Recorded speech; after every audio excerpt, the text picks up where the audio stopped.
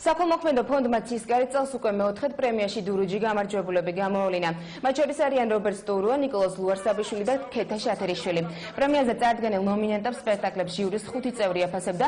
საბოლოო ფარული კენჭისყრა პრემიის ლაურეატების გამოსავლენად ჟიურის წევრებს შორის დაჯილდოების დღეს ღონისძიებამდე რამდენიმე საათით ადრე ჩატარდა.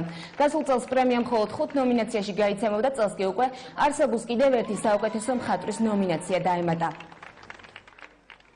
5 წევრი ვართ ჟიურის, ვიყავით ჟიურის 5 წევრი და ადვილი და იოლი და ერთმნიშვნელოვანი არც ერთი გადაწყვეტილება არ ყოფილა პრინციპში, აი მაგალითად ბოლოს ხდომა გაგრძელდა 7 საათს, როცა საბოლოო გადაწყვეტილებას ვქონდა 7 საათი, თქვენ წარმოგიდგენთ რამდენი დროა, ანუ ადვილი ნამდვილად არ ყოფილა და პრინციპში ჩემთვის პირველი იყო ესეთი სერიოზული ჟიურის წევრობა და ვიფიქრე რომ მოდი აღარ მინდა მეორედ, იმიტომ რომ ძალიან სერიოზულია, როცა წვეთ შენ ძალიან მნიშვნელოვან საკითხს. ძალიან მნიშვნელოვანია ჩემთვის პირადად, იმიტომ რომ ჯერ იმიტომ რომ წარმადგინეს ამ ნომინაციაზე და ორმაგად უფრო მნიშვნელოვანია რომ დამაჯილდოვეს როგორც საუკეთესო ახალგაზრდა რეჟისორი. დიდი მადლობა ყველას, ვინც ხელს უწყობს, რომ ახალგაზრდა რეჟისორებს ყურადღება მიექცეთ და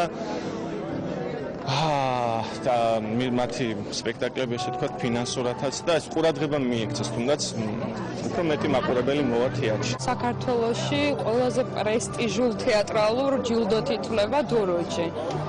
მისი მიღება ნამდვილად რაღაც საოცრებაა ჩემთვის, არ ვიცი, ნამდვილად არ მოველოდი და უღრმესი მადლობა ჟიურის წევრებს ამ გადაწყვეტილებისთვის.